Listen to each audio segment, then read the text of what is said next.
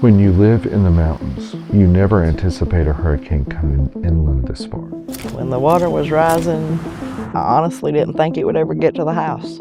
It was extremely scary. It sounded like dynamite going off, and I stepped out on my deck. There was a wall of logs and just a lake of water behind it, and I didn't have time to do nothing.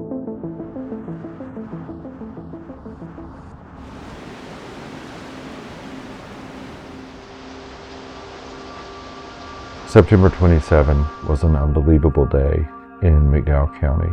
We knew the storm was coming. I'm not sure any of us had any idea that this hurricane was going to be so devastating. Some places got almost 30 inches of rain.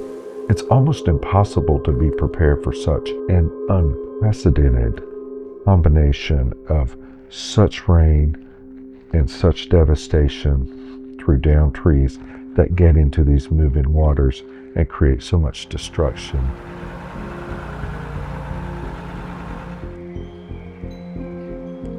My name is Charles Wyatt.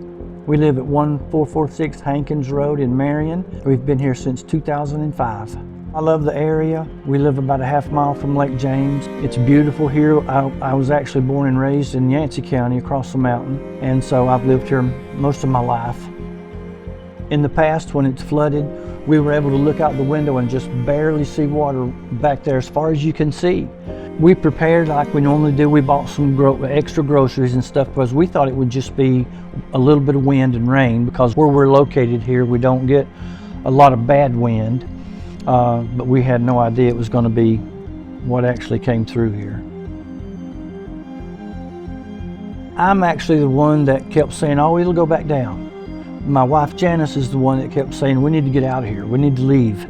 Once it reached our back porch, I started getting a little worried, and I said, well, I think I'll go move the car. So I went outside and moved her vehicle around the front. I came back down, came into the house, got a cooler. We put our medicines in that cooler. By the time we got back to the living room, the water was over my truck in the front yard. We tried to get out. We tried to go to the front door and open it. We couldn't get it open because there was so much water outside. The water pressure was holding the door closed.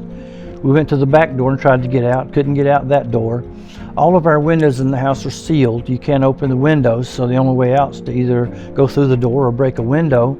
Our phones were not working. We had towels and everything packed around the doors. The water was squirting up so hard it was blowing the towels out of the doors. It was extremely scary. You're looking through your window and you're seeing water 2 feet up on your window, and it's just muddy water, and it's continually growing. When it got above our knees, all of our living room furniture started floating, moving around in the house. And I went to the back door. I took a hammer and I broke the window. The water pressure blew the glass in, the glass hit me. It knocked me all the way back into the living room, put me underwater. My chest waders filled up with water immediately. And so I'm trying to stand up in chest deep water with my waders completely full, and that's like carrying an extra person. And so what gave us a little bit of relief was when my nephew pulled in and his wife, and they saw us in the house. We were over at the windows waving our arms, and he said, you need to get out of there. And I said, we can't get out. They had called 911. The fire department and rescue squad pulled in on the highway up here, and they came down to the front door and started working on the door to get us out there. We were going to try to go out the back door, but the glass was really jagged on both sides of the door, and we were afraid we would get cut trying to go through there. My nephew's wife came and swam through the backyard and got our dogs out, and around that time is when they got the front door of the house opened enough to where my wife and I could get out and swim across the front yard. The 27th of September, I think, is when the flood happened. We were able to move back in, I think, the first week of December. Everything that we had moved, floated. We had furniture that was inside the home that had actually went out the door and floated around behind our house. The water level got so high in our closet that it started soaking up into our clothes, and as the water level got higher, our clothes soaked full of water, and it crushed everything, broke everything down in the closet, and so all of our clothes went into the water. It turned over our refrigerator, our washer and dryer. It washed our stove out from the wall and turned it upside down. Literally, the only thing we got to save in our home that way was our kitchen sink. And so it ruined everything. We lost everything we had. Everything we owned at that point was in our front yard. From December until about 3 weeks ago, we had to wash everything in our bathtubs. We had the church that was very extremely helpful. The church came in, they removed all the furniture, they took up the carpets, they took up the padding, they took out the sheetrock. It had to sit that way for a month with fans and dehydrators running to try to dry everything out.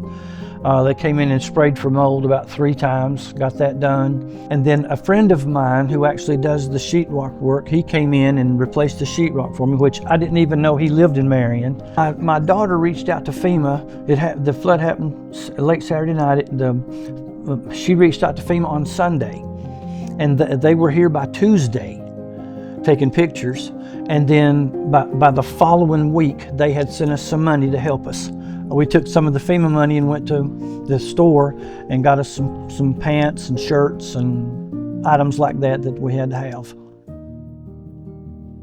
We have a fear constantly now, every time it rains, that it's going to come back and do it again. I've woke myself up many nights feeling the water on my chest. I just can't see myself going through that a second time. I guess the hardest part was seeing everything that we had gone.